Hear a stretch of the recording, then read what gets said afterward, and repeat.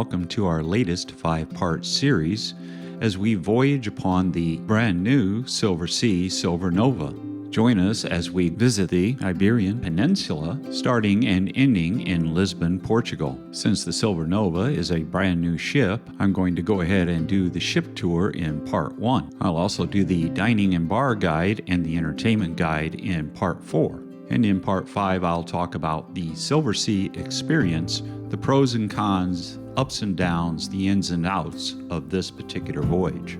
So let's get started on part 1, where we will sail from Lisbon, Portugal, have a day at sea, and then on to Spain. But before we hop on the Silver NOVA, we will explore Lisbon, Portugal for 2 days. After our day at sea, our first port call would be Cadiz, Spain, followed by the British Overseas Territory of Gibraltar, and then 2 days in Malaga, Spain. Let's start with our 2-day extension in the wonderful city of Lisbon, Portugal. In Lisbon, we stayed at the Tivoli Avenida Liberdade, or the Tivoli Hotel on the Avenue of Liberty. The hotel is a beautiful hotel set in a very nice part of town that is easily walkable to many points of interest and all the way down to the Tagus. The hotel is famous for its rooftop bar where you can have views all the way down to the Tagus River. The rooms are very well appointed and comfortable, and Silversea did a great job in choosing this particular hotel.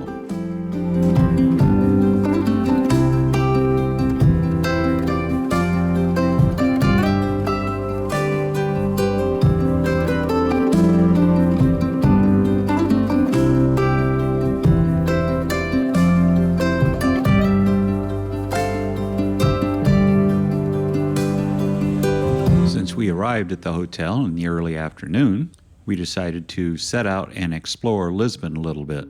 The Avenida Liberdade is a lovely wide boulevard that features several squares and monuments to the Portuguese soldiers and the kings of past Portugal. The first large monument is the Monument to the Restorers, memorializing the victory in the Portuguese Restoration War, which lasted from 1640 to 1668 and saw the Habsburgs kicked out of Portugal. The monument was erected in 1886. Next down the boulevard in Rocio Square stands the imposing monument to King Pedro IV. King Pedro was the 28th king of Portugal and the first emperor of Brazil.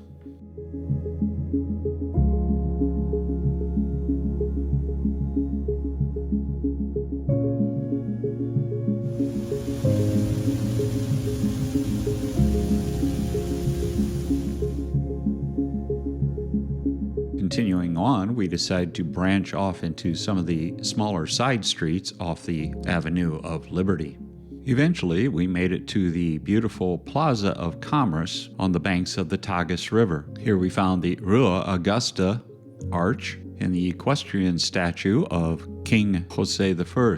King Jose was the king at the time of the 1755 earthquake and tsunami that devastated Lisbon.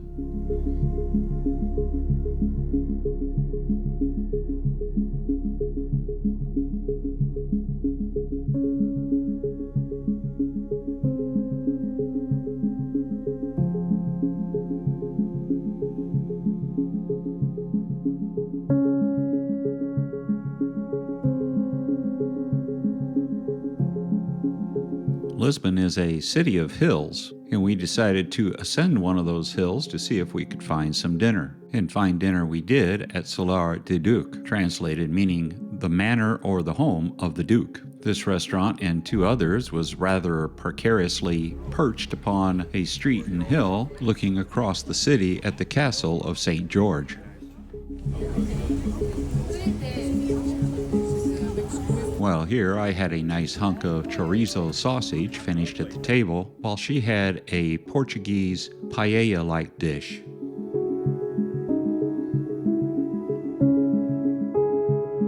So off again we once more went, this time exploring the narrow avenues as we made our way downhill. The streets and sidewalks of Lisbon are an interesting mosaic-like mishmash, and here they pay homage to the people that built those streets and walkways. Now, I really wanted to explore the upper regions of Lisbon, so we stopped here at the train station to pick up some tickets for the funiculars and trolleys. After confirming 3 times that was what I was getting, we headed off to find a funicular. Here is one of the funiculars that I wanted to ride, called the Gloria funicular, but unfortunately, this was the view that I got when I found out my thrice questioned public transportation ticket was actually the wrong one. So, booted off the funicular, my ticket turned out to be for the nearby city of Centris, of which unfortunately we did not have a full day to give to that travel. One of the reasons I wanted to go up on a funicular was so I could come down on the elevators. Built in the late 1800s and early 1900s, the elevators were originally steam-powered until they were converted to electric motors in 1907. So instead of a luxury ride up the hill, we set off to find the castle of St. George on foot. And while it was a pretty good hike, it was at least a very interesting hike.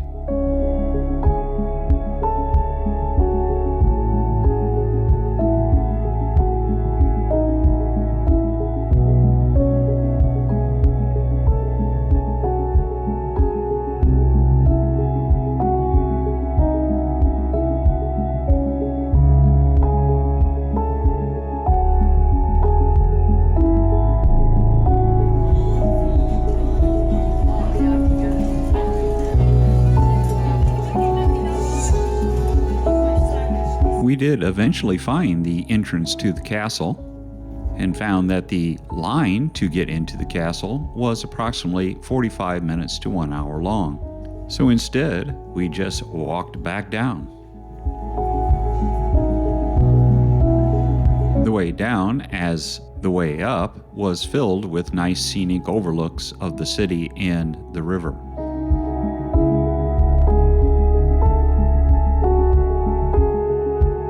Somewhere along the way, we decided that we would take a picture of every Portuguese custard tart store, Portugal's most famous export, and found that it was impossible, as there are literally hundreds.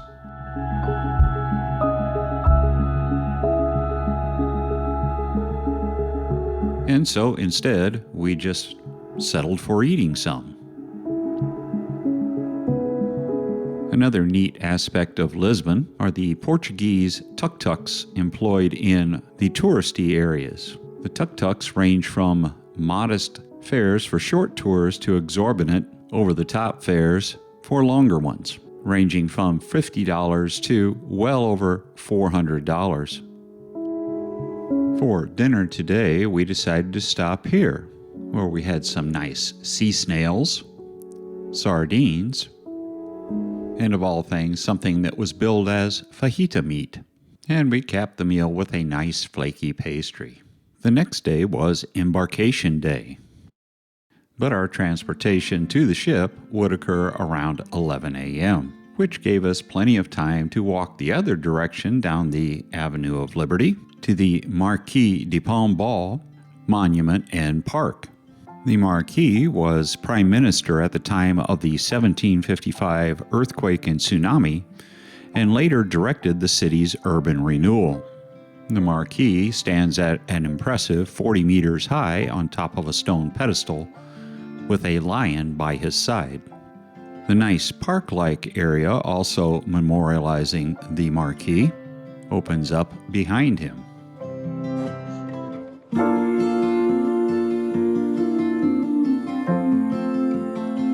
After returning to the hotel, we found that luggage acquisition was going rather slowly, and the buses were queuing up outside. But after a modest wait, we were able to get on our chariot and head towards the ship.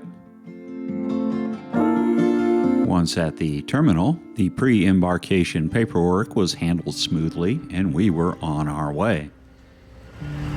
Once on board the Silver Nova, we found that our rooms were not quite ready, which was fine, because the bars were open. So up to deck 10 and the new 4 Silversea Dusk Bar we went.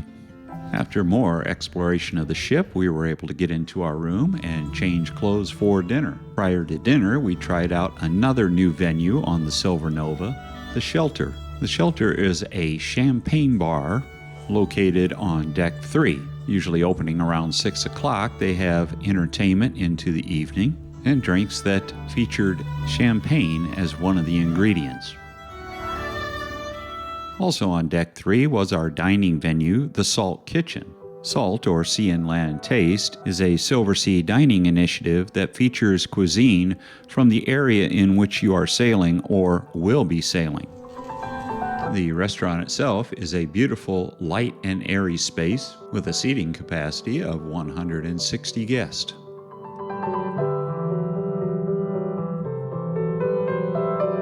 From the Salt Kitchen, we headed up to Deck 10 to the Salt Bar. The Salt Bar, as found on other Silversea ships, is a rather dark and speakeasy sort of bar.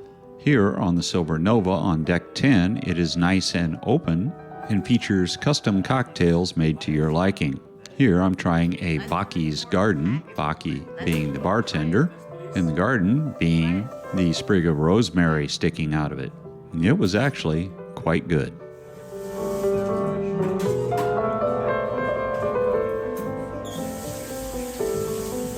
Wow. You like it, sir? That is very interesting.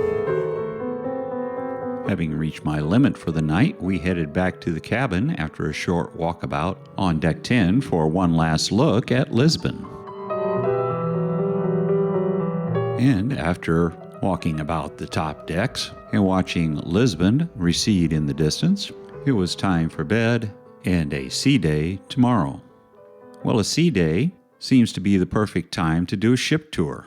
The Silver Nova is a new ship, just started sailing in August of 2023. The Silver Nova has a guest capacity of 728 passengers with a 544 crew complement. With a gross tonnage of 54,700 tons and 728 passengers, the Silver Nova has one of the highest passenger to space ratios, as well as a very respectable 1.33 to 1 passenger to crew ratio. There are 9 passenger decks aboard the Silver Nova, so join me as we do a quick deck-by-deck review. Deck 3 is the lowest passenger deck and houses not only the medical center, but 1 bar and 2 restaurants as well. First up is something new to Silversea, and that is the Shelter. The Shelter is a champagne bar that features champagne and champagne-based cocktails. Atlantide is one of the larger restaurants on board and has a guest capacity of 260 guests. You'll find Atlantide or some variation across all the Silversea ships. Atlantide features a varied menu with a spotlight on surf and turf options. The Salt Kitchen, or Sea and Land Taste, is a cuisine initiative fairly new to Silversea. The Salt Kitchen is a restaurant that is open, airy, and very comfortable. Salt Kitchen features dishes from the region in which you are sailing or the region in which you will be sailing. Moving up to Deck 4, there is a lot to talk about. First up is the elegant and sophisticated La Dame. This restaurant is only open in the evenings and has a rather robust upcharge. On the Silver Nova, that upcharge was $160 per person at the time of this video. La Dame is a modern French bistro-style restaurant. Please check out the Dining and Bar Guide in Part 4 for my complete review of La Dame. Next to La Dame on Deck 4 is the Venetian Lounge. The Venetian Lounge is the showplace for the Silver Nova, and in a departure from the other Silversea ships, the Venetian Lounge features a second-story balcony area, as well as something very unusual for a ship, and that's windows along one side of the theater, giving it a light and open feel.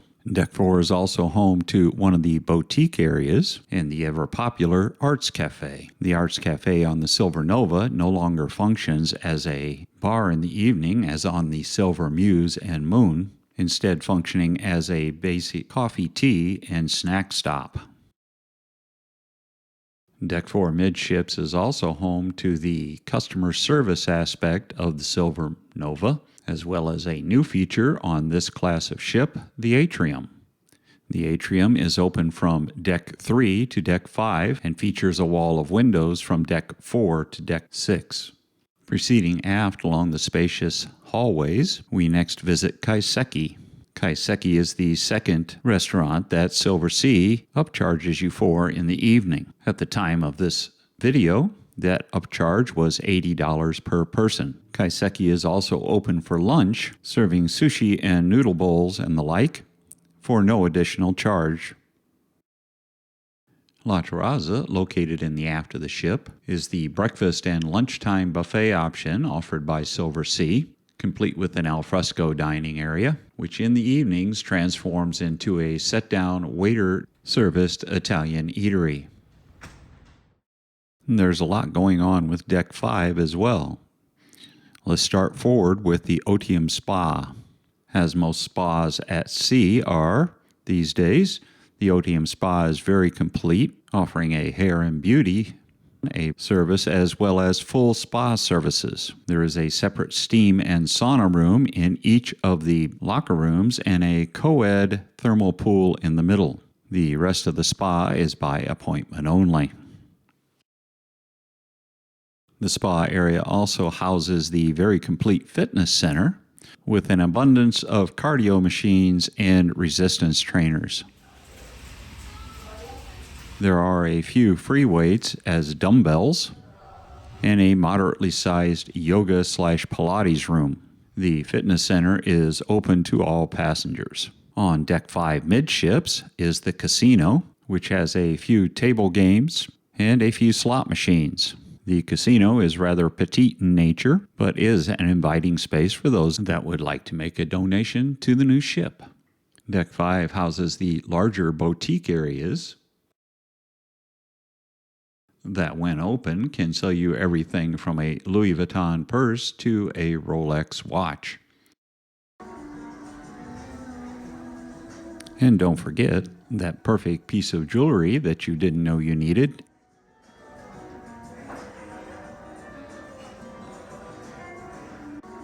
And of course, all the standard Silversea swag.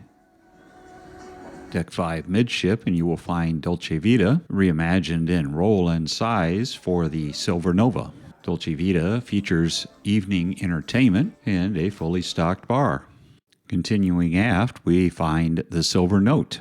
The Silver Note is a dining and music venue that opens late and stays open late. The Silver Note features a dance floor and a jazz duo playing in the evenings. The Silver Note on Silver Nova featured a revamped menu that I found much better actually than the Silver Muse or the Moon. While there is no upcharge for Silver Note, reservations are required.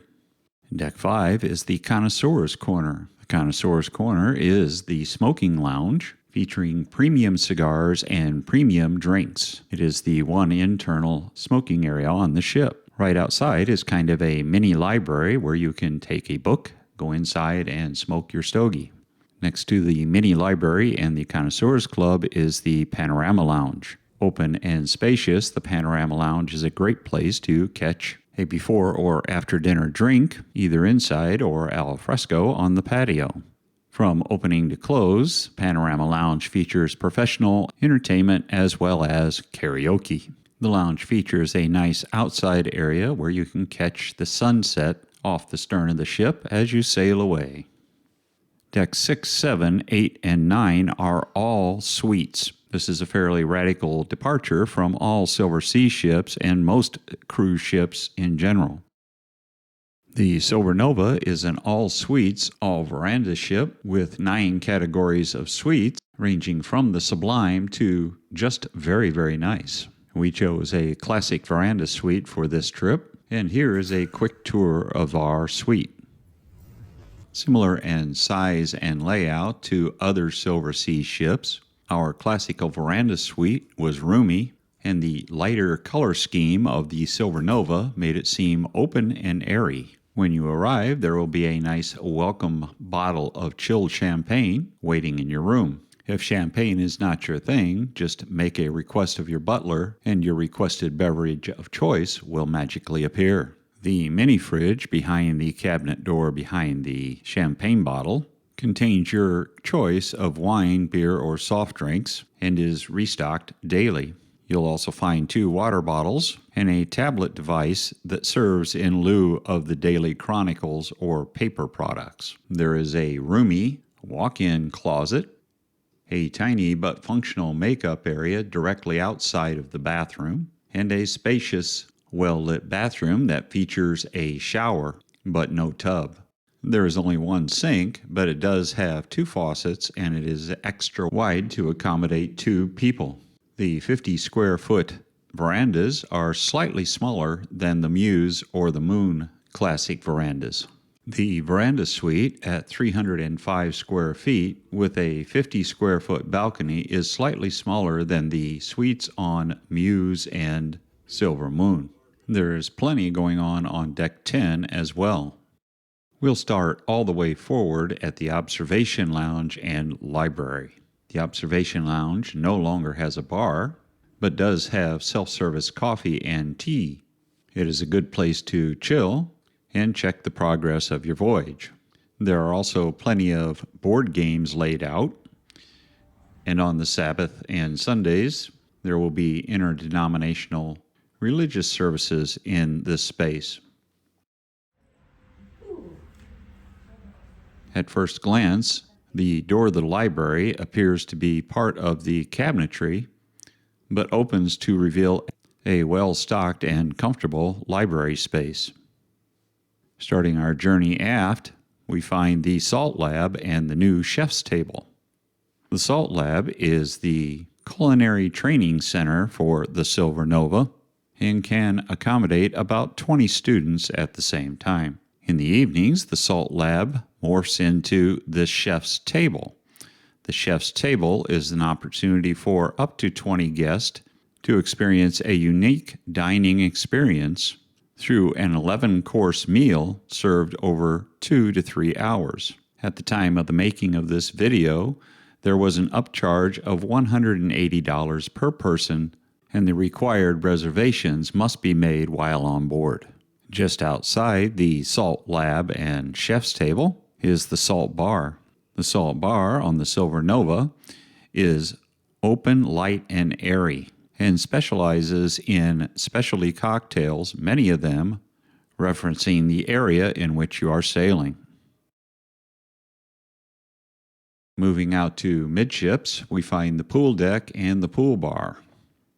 The Silver Nova is a very interesting asymmetrical design, with the pool hugging the port edge of the ship. The pool bar opens early, but closes early as well. After 6, all the bar business moves to the back of the ship, to the new dusk bar.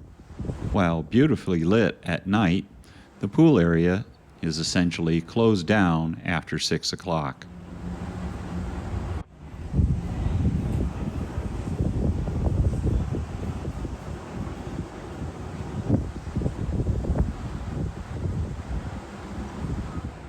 Moving toward the aft of the ship, and still midship, is the marquee, which is now the area that holds what used to be called the Pool Grill and Spaccanapoli Pizzeria.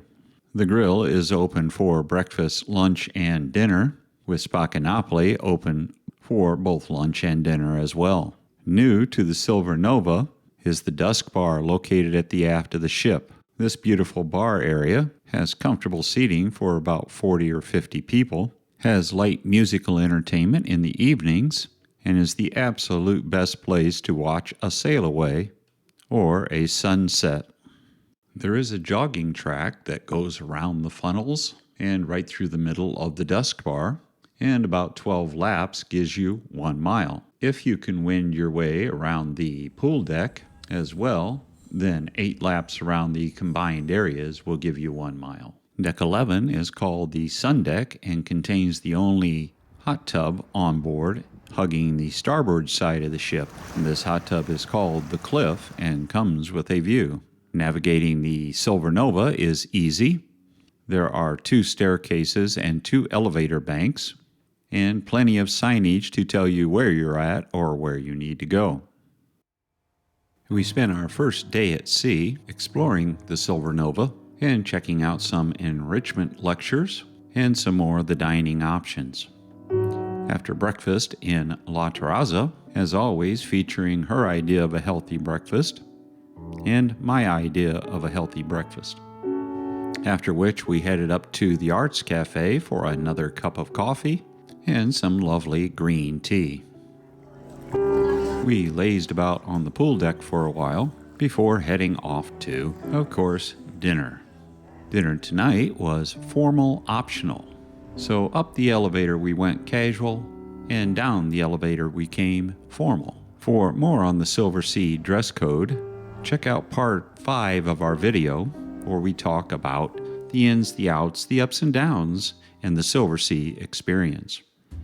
And our formal dinner night would be at La Terraza, having breakfast in the morning at La Terraza and dinner at night at La Terraza highlights the changeover from buffet to the Italian dining experience. From freshly made pasta to veal scallopini, everything was quite delicious and enjoyable.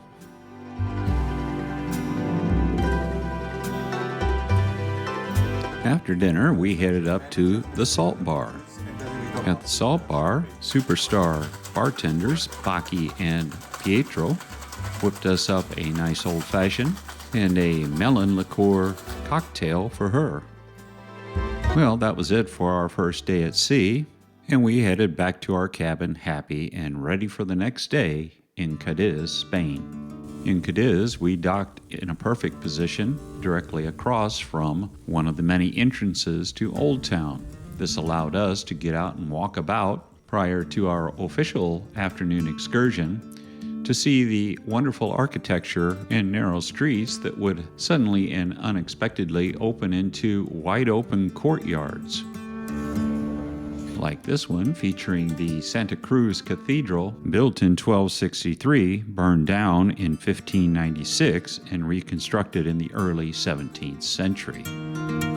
This is the Plaza de San Antonio with the San Antonio Church, built in 1669, and the plaza on which it now stands in the 18th century. Cadiz is one of the oldest continuously inhabited cities in Western Europe and was founded by the Phoenicians in about the 7th century BC. There is some evidence to suggest that it was settled as early as 1200 BC. Cadiz is a city of fortifications with about 70 different watchtowers and other fortifications facing the Bay and Gulf of Cadiz. Cadiz is home to several parks and a substantial waterside walkway featuring these fantastical rubber trees and a multitude of monuments.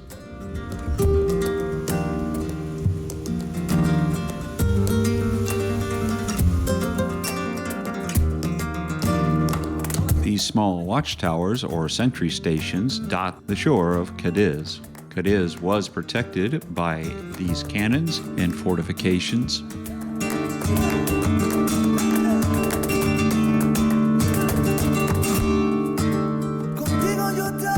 In the afternoon, we took our official excursion entitled Scenic Cadiz and Flamenco. Our tour took us to many of the places we covered in the morning on our own walk, such as the monument to the Constitution seen here. But the highlight of the tour was certainly the flamenco dancing, and while we were allowed to take pictures, we are not allowed to take video. And here are some of the pictures that I took, along with some of the audio I acquired.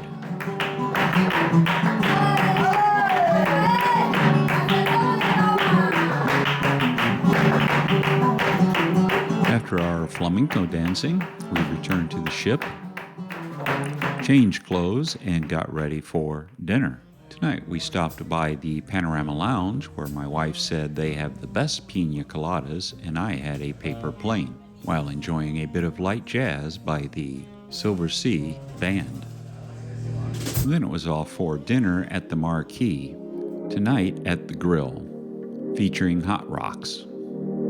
Check out our complete dining and bar guide in part 4 for a full critique and review on the new marquee venue.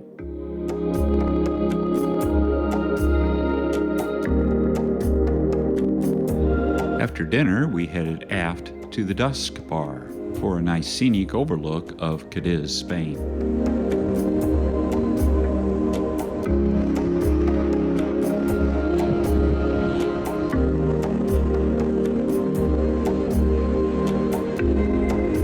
After enjoying a beautiful sunset at the Dusk Bar, we headed off to the Venetian Lounge, where tonight violinist Chris Watkins was performing.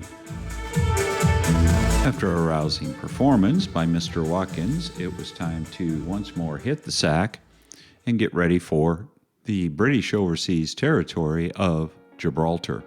Covering an area of only 2.6 square miles, Gibraltar is a small spit of land facing the Straits of Gibraltar. It has been owned by Spain, then the Dutch, and finally ceded to the English in perpetuity in 1713. Strategically, it became very important as a fortification guarding the Straits of Gibraltar and served to control the entrance to the Mediterranean Sea throughout several years and several wars. An important part of the population are the macaque monkeys found atop the Rock of Gibraltar. There are about 300 of the little rascals living up on the rock, and they are well fed and controlled by feeding them up on the rock. Aside from the monkeys, there are of course many fortifications you can visit and St. Michael's Cave. St. Michael's Cave has a nice open cavern area that serves as a concert venue from time to time.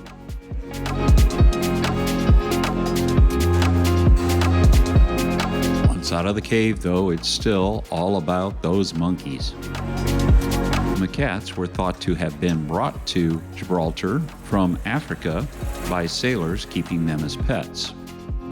After escaping their captors, they made their way onto the rock. At one time, they were thought to almost go extinct and were repopulated by, of all people, Winston Churchill.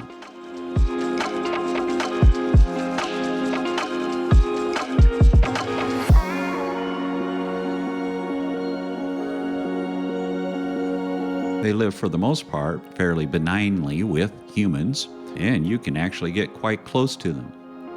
However, they are known to snatch items from people's hands and actually attack people if provoked.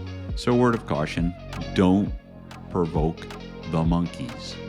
Gibraltar enjoys a very low unemployment rate and has, from what I could tell, a very nice and laid-back atmosphere. The major industries of Gibraltar are things like online gambling, tourism, and finance. Back on the ship, we got there just in time for a late lunch at the grill. Today we enjoyed a nice avocado and tuna salad, some calamari, with a rather tasteless steak sandwich. We spent the rest of the afternoon in the workout center and working on this video, and then decided to get dressed up and go to Atlantide for dinner. Check out part 4 for our complete dining and bar guide, but I will mention here that Atlantide was the most consistent restaurant aboard the Silver Nova and was always a good choice for dinner, lunch, or breakfast. We enjoyed a beautiful sail away from Atlantide to go along with our equally beautiful meal. We made a fairly early night of it after a bit more carousing around and got ready for our next stop, Malaga, Spain.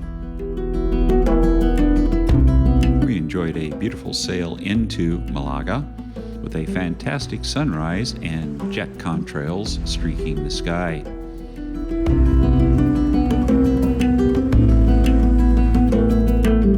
After enjoying a quick breakfast in La Terraza, we headed out for an early excursion to the village of Mijas.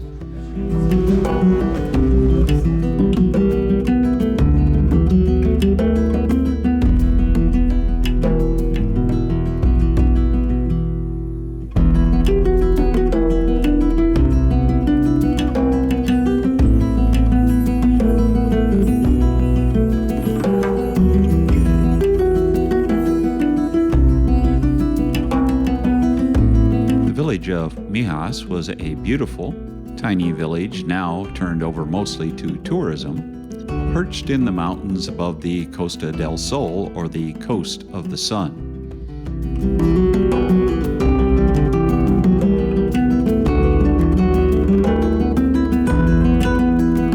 Typified by the small, narrow roadways. And yes, you had to watch out for cars here because they did drive up and down these roads that were lined with these small shops and restaurants. We did an extended stop in one of those shops, the Mayan Monkey Chocolate Factory.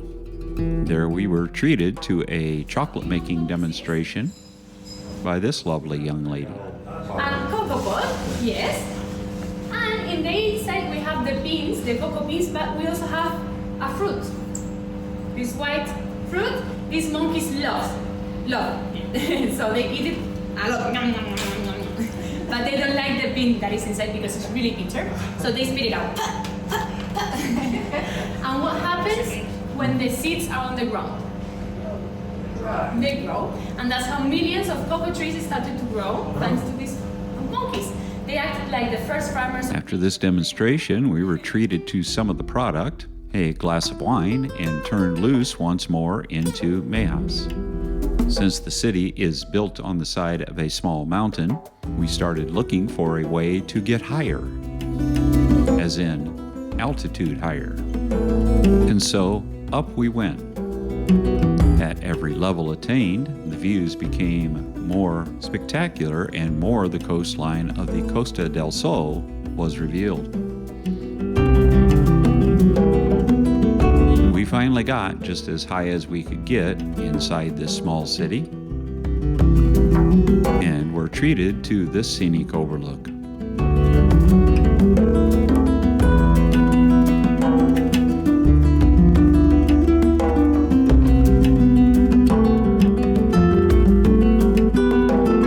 The donkeys that you saw at the beginning of this video were for hire and were an important part of Mijas history.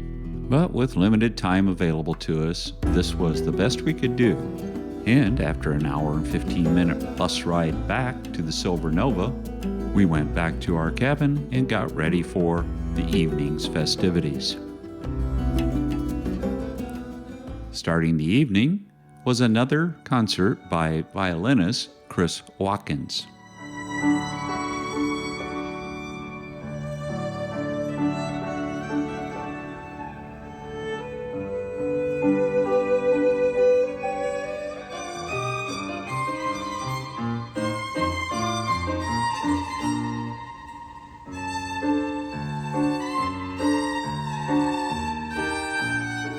Dinner tonight was at the much-anticipated venue La Dame. La Dame is the French bistro aboard the Silver Nova that commands a hefty upcharge, $160 per person at the time of this video. Was it worth it? Well, check out part 4 for our complete dining and bar guide, where I give my thoughts on La Dame.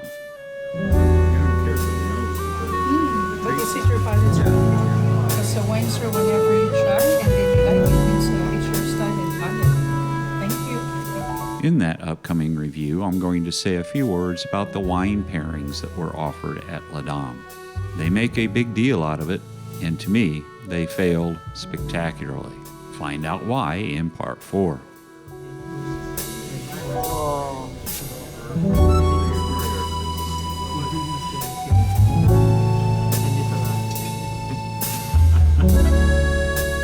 Service throughout this elaborate meal was fantastic, and the food was good, if not spectacular. The next morning brought us to day 2 of our stay in Malaga, Spain, and we had an early start on our next excursion, Malaga Highlights. A short bus ride, and we were dropped off at the fringe of Old Town, where we began a walking tour.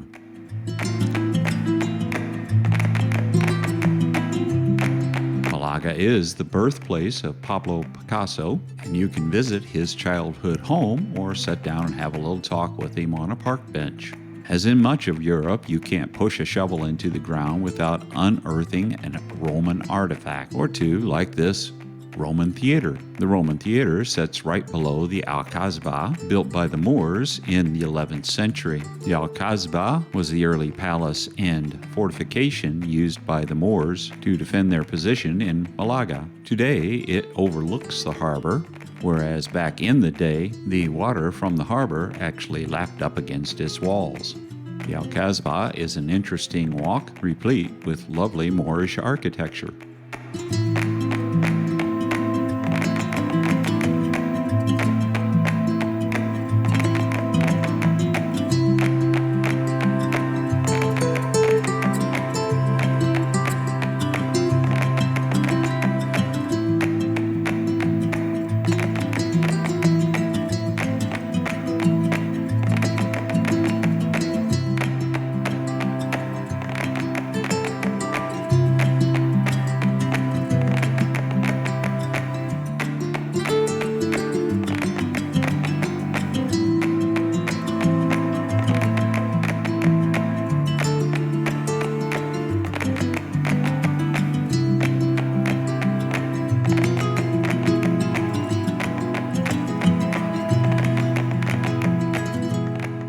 Once done in the Alcazaba, we moved back into Malaga, and just a short distance away, we visited the Malaga Cathedral.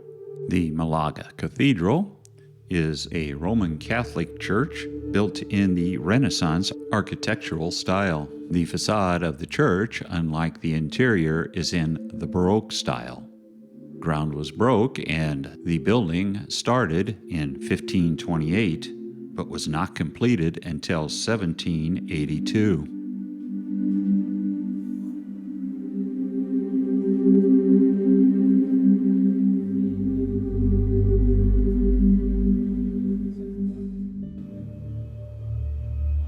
Beautiful and ornate, the cathedral should be a must-see for any visitor to Malaga.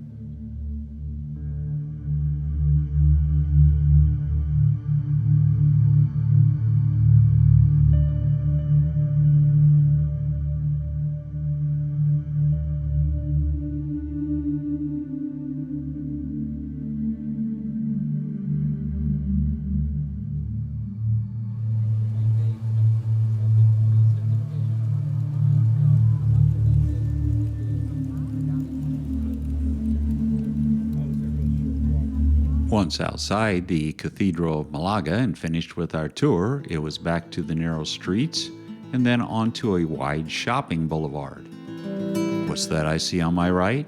I think it's Captain Candy. Captain Candy is well equipped to provide a sugar rush to anyone, child or adult. Then there's the ale hop cow on roller skates that followed us all over Spain.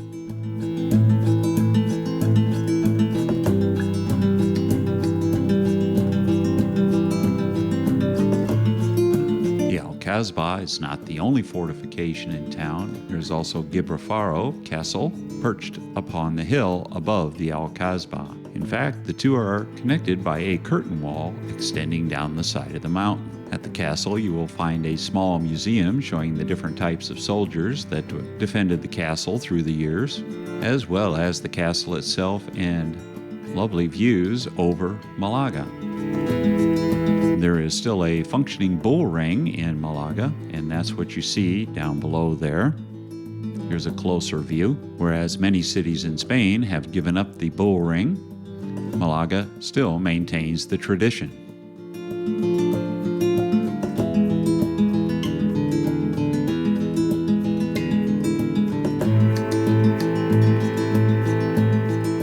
Back down the mountain we went in our motor coach and back to the Silver Nova.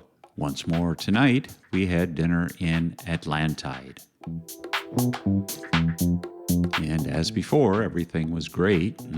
Octopus and a clam, mussel, and scallop stew for her, and a lovely rack of lamb for me. As always, the food and the staff at Atlantide were wonderful. Leaving Atlantide, we didn't indulge, but took a quick peek inside the casino, finding it just a bit underutilized. Having some fun in the various venues around the ship, we watched from the deck as the sun went down and got ready for, well, part 2. Well, thank you for watching. Be sure to like, subscribe, and ring that notification bell.